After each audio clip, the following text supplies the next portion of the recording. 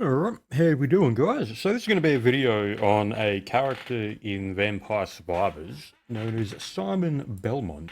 He's got a bit of a reputation for being, well, not very good. But what we're going to do is we're going to limit ourselves to 2 weapons. Just to put a bit more emphasis on the fact that you don't need full builds to make characters that are considered not the best work quite well.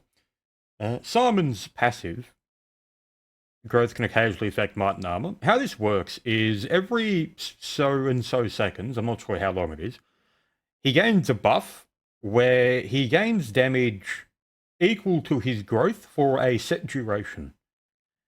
And what we're going to do is we're going to focus on getting his growth as high as we can so that when the buff kicks in, he becomes an absolute powerhouse in damage.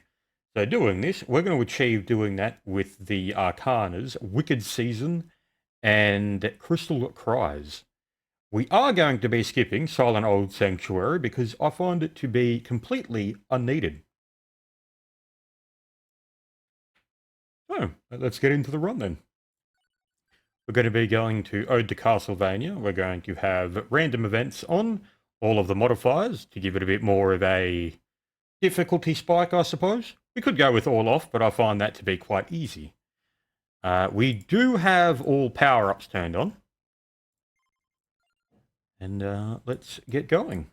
I recommend with Simon to always start with the Wind Whip because that doubles down on his growth as damage scaling. And what we're going to do now is just a pretty standard start. Forward as much as we can. And hopefully we can get some decent rolls on our weapons. I prefer to banish completely unneeded things early on for your first couple of levels, as if you leave too many options open in your rerolls, you'll have a lower chance of finding what you want the next time. Got a good pickup with the old fire breathing. That should help us early on.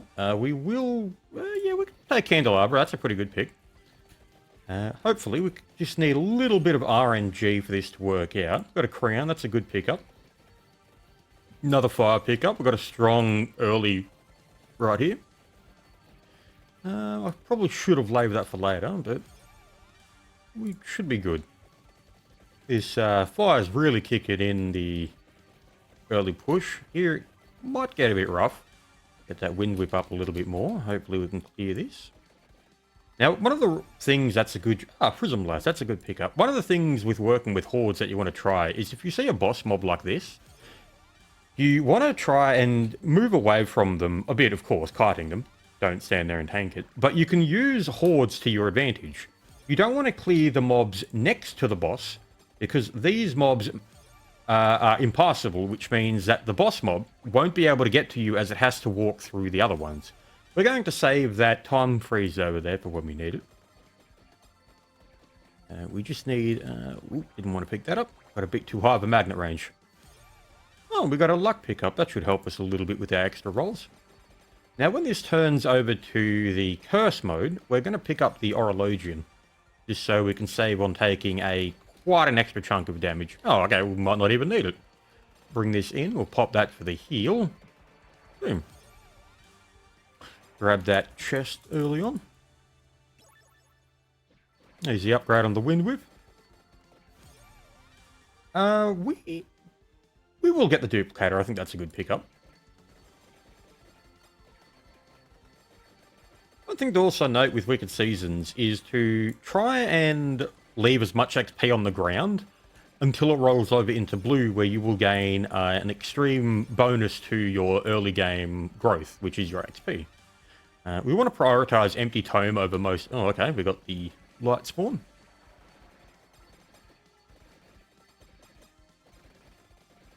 Getting quite lucky with our health picks up around the area. Oh, we've got a rosary here, which we'll hold off until we have our red curse, so we can get quite a large amount of extra kills on that one. Got another red bat coming in. Oh, we've got a rosary ender. We'll grab that now. Oh, we've got a Nova Bomb. A Neutron Bomb, or whatever it's called. Soul Steel, I think. I'm not sure what the exact names on all the different ones are yet. Quite a Very good start. Oh, we got a Tyranus. We'll grab that. That's quite nifty. Well, we got a wings. That is all of our items. Now, how are our upgrades? We just need a couple of more levels on Crown, and then we can go over and kill one of the bosses for a silver chest. What we're probably going to do is... Actually, I'll go and head over to do that now. And we might be able to drag him all the way back over here where we have those saved weapons. This might get a little bit rough with about the curse about to pop over here without having any pickups, but we should be fine. There's usually a light in here or two. Ah, yep, here it is. We accidentally picked up that Orologian. So we'll stay here and get some damage. Actually, what we'll do is we'll start heading directly down to the bombs so that when he unfreezes, he'll spawn next to us. And then we can get some good damage in with that. We have a Medusa here. We don't really care about her. We'll upgrade the Torona for the damage. Actually, we'll upgrade the wings. Then we might be able to proc on the Prism Lass upgrade, which I find to be much more powerful as an early pickup than the Wind Whip, as it'll give us consistent AoE clear. So our boss should be just over here. If I remember right, our bomb was over here. Alrighty. We'll grab that. That should do some pretty good damage to him. We should have another bomb here. That should another chunk. He should be roughly half now. Let's see if we can... Oh, we got another... we'll just sit here and take another mirror for extra damage. What mirrors do is they double your amount for a certain duration and make your weapons proc a lot faster. And there we go. He is down. Did we get... Oh, that's okay. We'll work with that. That's not a bad pickup early on. We'll grab the baby for the extra cooldown reduction. Ooh, we'll grab that up. So with these attractor orbs pickups, what you want to do is wait until your Wicked Seasons rolls over to the blue state so you can get the massively increased XP gains from absorbing all of it. If I remember right, we'll go all the way up here to grab our second boss. Our run should be pretty stable right now. Believe it or not, this is actually a first take. I'm quite lucky. Ooh, we might need a bit of healing. We'll grab that. Hopefully we can get a... Oh, we'll save that for now. Yep. And now we'll take a bit more damage. Oh, I might not need to take it at all. Oh, there we go. And now we'll grab that and get the heal. Boom. And now we can keep heading up. So that is our curse stage of our ticker dealt with. Grab this guy. And what we're going to do is we're going to not fight him here. We're going to go back to... Oh, okay. Yeah, we can fight him here, actually. Some good damage. See if we have another light source around here that we can break for a pickup. Oh, there's some health. That's quite nifty. We'll grab that as we kite him a little bit more. Oh, we've got a mirror. We want that. That'll really boost our damage for this boss. Oh, now we have to run a little bit. Some health pickups. Hold in a direction so we can put the horde between me and him. Another health pickup. We'll grab that. Should have some more... There it is down there. We'll grab the fire... Oh, we've got another pickup. That'll be some good levels. There it is. Now we'll face him and see, get some damage on him. And after we get that, it should tick at about 10 minutes, 30 seconds is when we kill this guy. Oh, we've got a neutron bomb. Ooh, that's quite lucky. And yeah, we'll stay focusing on him for a bit. Another mirror. We'll take both of those. Really get some damage out. Ooh, another freeze up. Quite lucky on the pickups, I must say. He should be dying pretty soon. If my damage is what I think. There we go. And now we have Prism Lass. And at 11 seconds of time, we should get our Crystal Cries. And at that point, I would consider the run a success. Pick up these. And we just need to find that 11-minute boss. Where is our Arcana chest?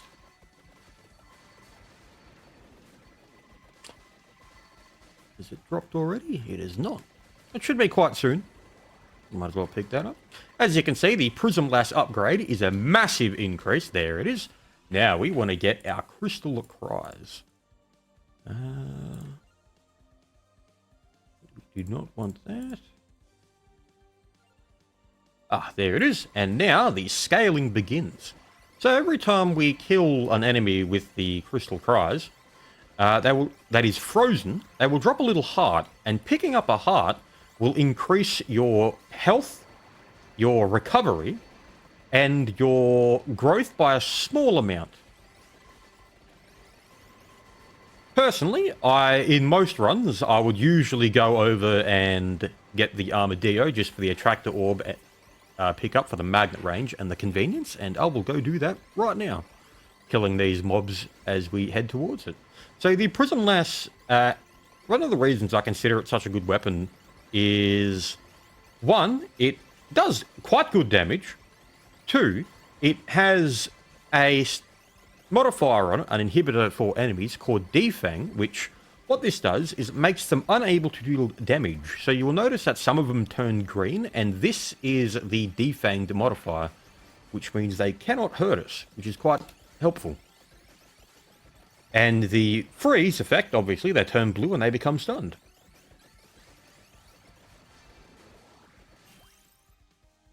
Grab the Attractor Orb, just to make this a little more convenient for us. And yes, I would say that with this, we have pretty much succeeded.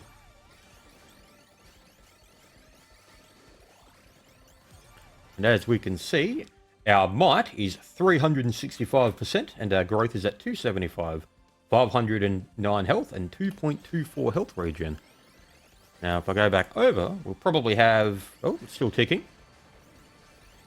See when the buff turns off. And now, this is what I said about it's a little bit random, is the might, his passive, where he gains his growth to might, isn't an always-on mechanic, nor is it a permanently scaling, as in you get like a benefit from it all the time. It is only at certain moments. We might as well go through the entire map and clear some of the things, but yeah, we have pretty much already won at this stage, I would consider. At this point, anything else is just superfluous stats that, well, nice to have. We're going to go pick up the silver ring up near the top side of the castle, and that will give us duration and base area. So base area is a pretty good stat. It is actually much better than what the candelabra gives you, because it increases your base, which is a multiplier, whereas the candelabra just increases the current values. So look at it like this. If we have 100 AoE, and our candelabra, we have that at max level, it'll increase the area of effect by 50 area. Now, if we grab these silver rings, at max level, I think it is 45%. So what'll happen is our base AoE will go to 145, and the candelabra will then boost that 145 by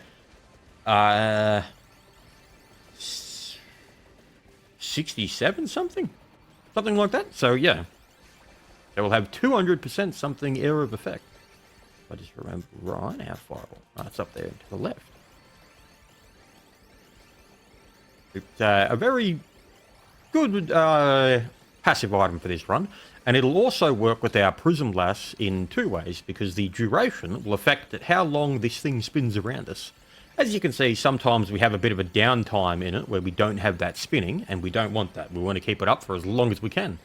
In best case situations, we have multiple of them going at the same time.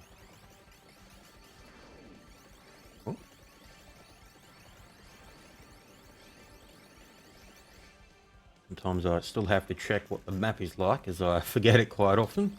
Oh, it's down this way.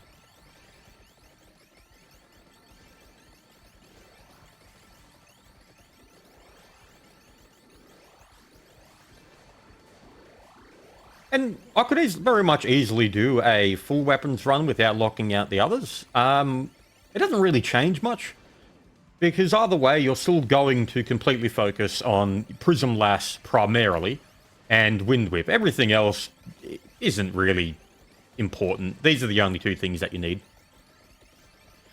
If you do go with extra weapons, though, I would recommend the Glass Fandango and... oh, what's the other one? The Clock Lancet is also a good choice, as you want to go with weapons that freeze enemies so that when you kill them, they can give you a stat boost upgrade.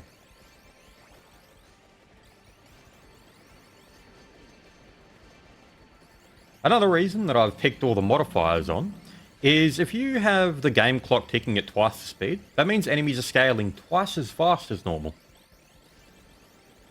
And there we go. We'll grab that. Not sure where the Atlantean is. He should be here. Yeah, I don't know where he is. Maybe. Oh, there he is. I was blinded by my own magnificence. It should be quite fine to deal with him. And you'll notice that after we finish our upgrading our silver ring, our prism lass might be completely off-screening. Let's check what our stats are like. 1700 growth. See if we can find it when it ticks into damage. It should be in a few seconds. There we go. 1829% might. Very good. Currently dealing 18 times our standard damage. That Atlantean should... Oh, there he is. And I would... Yeah, this run's pretty much solved itself, really. We don't really need to do anymore. We'll grab that. I don't really need the candy box. I find that I could pick anything, really. It wouldn't matter.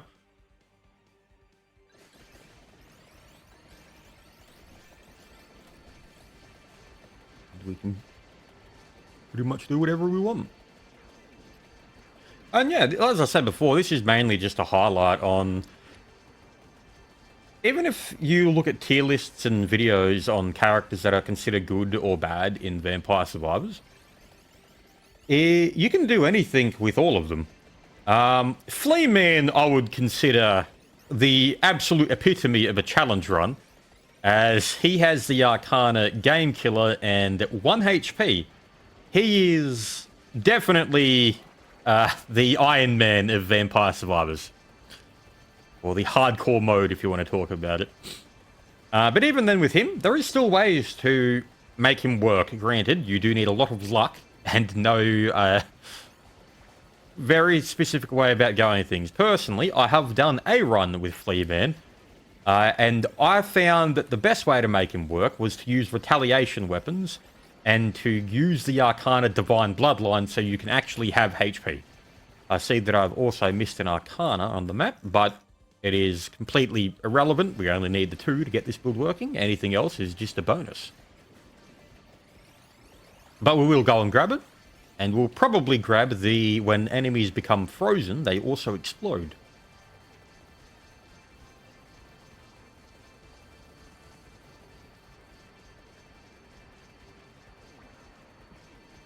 Having a bit of difficulty seeing now.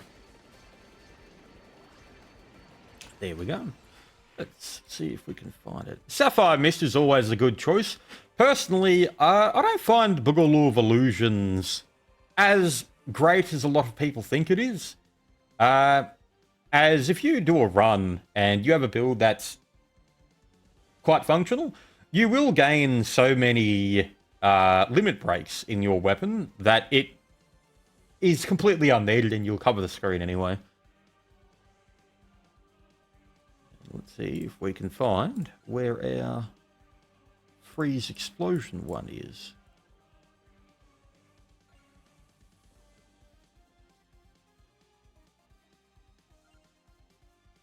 Ah, there we go. Oh, there's another Atlantean. I don't know what he's doing here. Oh, there was another Atlantean. Well, we might as well grab the clover.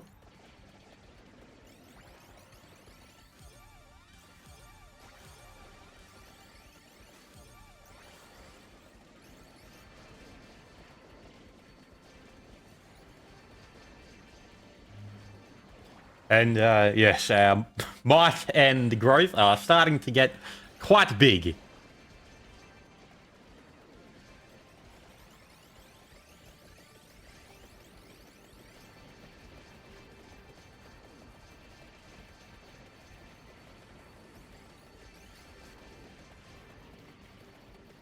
I would say we have actually reached a point of damage in our scaling where we can no longer gain any more increases from our crystal cries, because I think our wind whip is instantaneously killing things before our prism lass can even freeze it.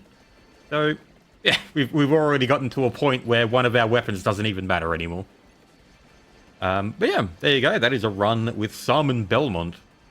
This was a first take, actually, which I'm quite surprised on.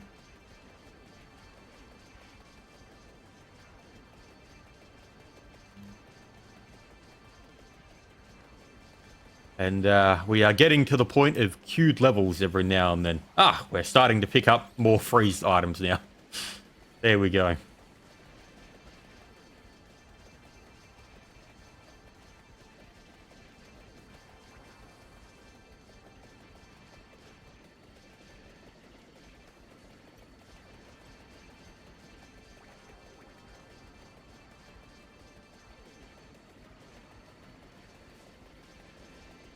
We'll end this run at 30 minutes. I probably should have turned off Endless. I didn't think about that because I'm not going for a Reaper kill run or anything, and we can just end it there.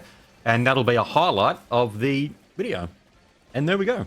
If you want to see other runs with any other types of heroes and how that you would go about doing that, yeah, leave a comment and I can go through and have a look and see what I can do with the build. Yeah, and there we go.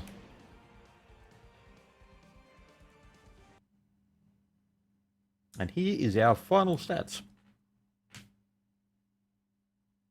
Thanks for watching.